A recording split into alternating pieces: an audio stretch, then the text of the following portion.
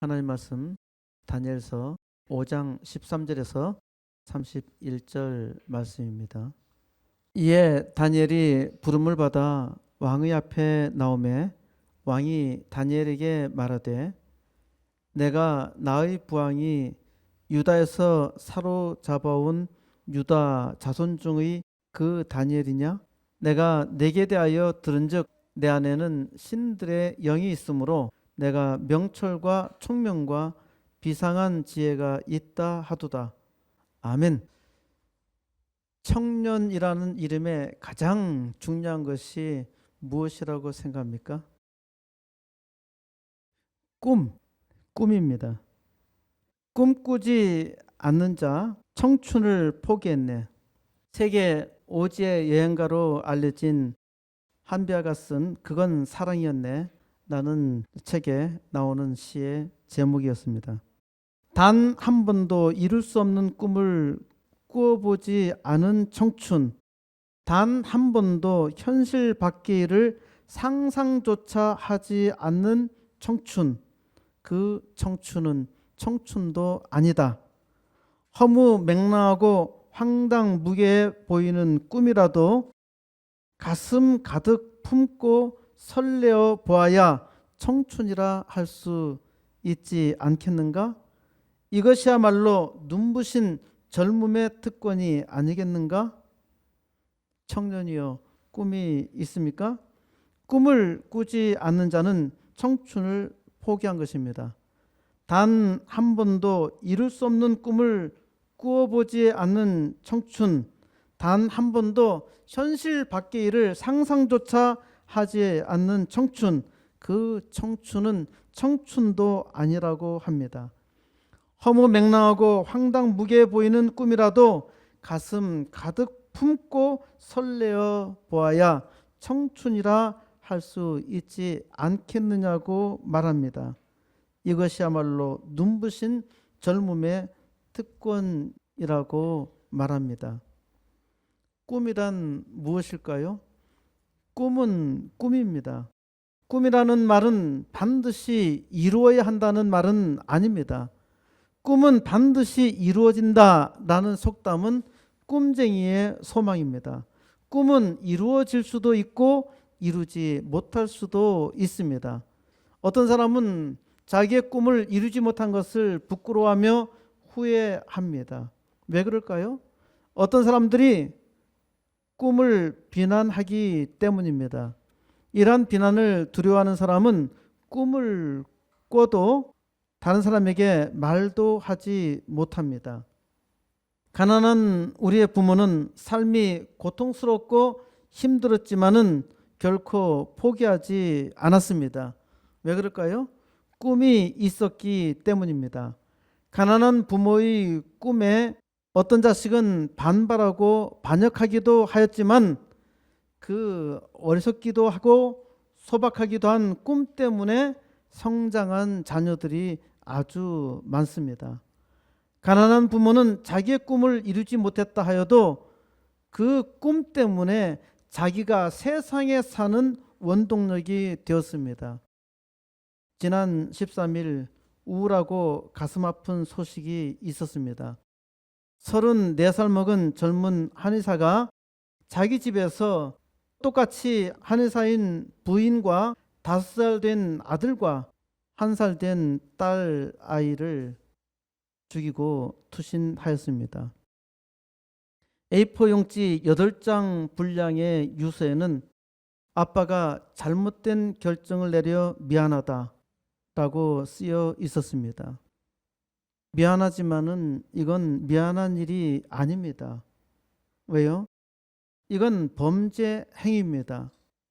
저는 이 사람이 죽으면서 유서를 왜 남겼는지 이해가 되지 않습니다. 유서의 다른 내용을 알 수 없지만은 자기 죽음에 대한 변명에 불과하지요. 누군가 가족 중에 살아있는 사람이 있다고 하면은 유서를 남길 수도 있어요. 다 죽여놓고 무슨 유서입니까? 그러니까 심리적으로 죽으면서 자기 합리화를 한 것이죠. 이건 아주 비겁한 행동입니다. 가장으로서 책임을 통감하여서 나머지 가족들이 자라나면서 불행할까 싶어서 그것이 염려되어서 죽인 겁니다. 얼마나 어처구니 없는 일입니까? 아빠가 없으면 살 수 없나요? 이건 그릇된 망상입니다. 우리 문화에서는 죽은 자를 비난하지 않으며 또 사자 명예훼손이라고 할 수도 있겠지만은 제가 이 말을 하는 것은 절대로 죽거나 약자를 죽이지 말라는 당부입니다. 우리나라 1년에 자살한 사람이 13,670명 정도 됩니다. 많은 사람들이 자기의 목숨을 포기하고 있어요. 자기의 생명을 포기하고 있단 말입니다. 이 한의사는 병원을 확장하다가 빚 때문에 죽었는데요. 이 사람 가난해서 죽은 것이 아닙니다. 이 한의사는 병원을 확장하다가 빚 때문에 죽었는데 가난해서 죽은 것이 아니라고요. 자기 욕심을 감당하지 못해서 삶을 포기한 겁니다. 공부를 많이 했다고 해서 사람이 지혜로운 것이 아니에요. 대단히 어리석잖아요. 부자의 꿈을 이루지 못했다고 자기를 자책하며 죽는 것은 그건 꿈이 아닙니다. 꿈을 이루지 못한다는 것에 강박증을 가질 필요가 전혀 없어요. 꿈이 무엇입니까? 꿈은 즐겁고 행복한 겁니다. 청년들이 종종 짝사랑이 좋다고 말하죠. 왜? 첫째, 돈이 안 든답니다. 둘째, 상대를 자기 마음대로 고를 수 있다는 거죠. 셋째로, 상대를 언제든지 바꿀 수 있다는 겁니다. 넷째로, 위험 부담이 전혀 없어요. 또 실패하거나 망신당할 염려도 전혀 없단 말입니다. 이 SNS 시대에 이런 청년이 폭증하고 있다는 것이 심각한 사회 문제입니다. 그냥 웃어넘길 일이 아니에요. 짝사랑은 꿈이 아니라 정서장애입니다. 꿈은 사랑의 대상을 만나 고백하는 것입니다. 관계를 만든 것이 전혀 불가능할 수도 있고 시도하지 못할 수도 있고 실패할 수도 있고 성공하지 못할 수도 있습니다. 때로는 꿈이 아주 황당할 수도 있지만은 꿈을 꾸고 시도하는 마음을 가지고 있다는 것, 이게 중요해요. 사람은 그 꿈이 인생을 만듭니다. 꿈을 이루고 이루지 못하는 것에 집착하면은 병이 생겨요. 스트레스를 받아요. 꿈을 이루려고 최상의 노력은 사람이 하지만은 그 결과는 사람의 것이 아닙니다. 꿈을 꿀 수 있음에 감사하세요. 꿈을 깨거나 꿈이 깨지면은 단순히 꿈을 깼을 뿐입니다. 다 간밤에 꿈을 꾸었잖아요. 기억나는 게 하나도 없죠. 그래도 꿈을 꾸었단 말입니다.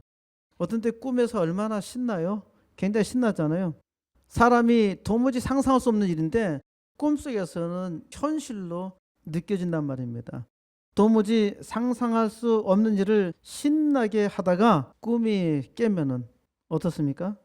어떤 때는 또 잠을 청하죠. 왜? 그 후편을 계속 보고 싶으니까. 너무 재밌으니까. 그런데 아무리 행복한 꿈을 꾸었다 하더라도 그것으로 끝나잖아요. 그럼 기분 좋잖아요. 그 꿈을 현실에서 그대로 이룰 수 있다면은 이룰 수 있음에 감사하면 되고요. 그러지 못하면은 또 감사하며 살면 된단 말입니다. 세상은 꿈꾸는 자가 만들었습니다. 저의 아주 소박한 꿈은 세상을 바꾸는 것입니다. 코스모스교에 들어오면서도 보았겠지만은 사람을 바꾸고 세상을 바꾸자. 코스모스 교회의 꿈입니다. 하나님께서 주신 비전입니다. 저는 꿈을 생각하면은 행복합니다. 저는 꿈을 꾸고 기도하고 애쓰는 일이 제가 할 일입니다. 이 일을 이루는 것은 하나님께서 하실 일입니다. 내가 할 일이 아니에요. 내가 기도하고 구하고 열심히 하면 되지. 이루고 안 이루고는 하나님께서 하실 일인데 나는 믿고서 일할 따름입니다. 금년에 80개 개척교회 후원과 2개 학교 세우는 일, 정말 꿈 같은 일이죠. 황당무계한 일일 수도 있단 말입니다. 그러나 하나님께 기도하면은 하나님께서 뜻하시면은 속히 이룰 것입니다. 저는 이를 믿고 하는 거예요. 뭐가 있어서 하나요? 아무것도 없습니다. 꿈입니다. 꿈. 희망의 원리라는 책을 쓴 마르크스주의 철학자 에른스트 블로흐라는 사람이 이런 말을 하였습니다. 성경을 읽으며 혁명을 생각하지 않는 자는 성경을 잘못 읽은 자다. 성경을 읽으며 혁명을 생각하지 않는 자는 성경을 잘못 읽은 자다. 아주 멋진 말이죠. 블로우는 성경이 가난한 자의 성경이며 혁명서라고 했습니다. 성경을 혁명서로 보았다는 것이 혁명적이죠. 블로우는 많은 사람에게 영향을 주었고 꿈을 이뤘어요. 그런데 놀라운 일은 블로우는 하나님을 믿는 사람이 아니라 무신론자였습니다. 이 사람은 가난한 자를 이용하는 공산당이었고 적 그리스도였습니다. 이 말에 반하여 희망의 신학자 몰트만은 이런 말을 했습니다. 성경 없이 혁명을 꿈꾸는 자는 역사를 그릇된 길로 이끄는 자라. 성경 없이 혁명을 꿈꾸는 자는 역사를 그릇된 길로 이끄는 자라고 했습니다. 블로에게 성경은 단지 혁명 교과서였고 그에게 하나님 말씀은 없었습니다. 나쁜 족속들은 혁명을 아주 잘 일으킵니다. 사실 혁명은 착한 사람의 사명입니다. 하나님께서 다니엘 선지자를 통해서 오늘을 살아가는 우리에게 비전의 혁명을 보여주십니다. 말씀에 감동을 받은 사람은 혁명의 꿈을 꿉니다. 세상을 바꾸겠다는 것이죠. 어떻게 우리가 세상을 바꿀 수 있을까요? 하나님께서 우리에게 놀라운 비전을 주시고 기도하게 하시고 이루게 하십니다.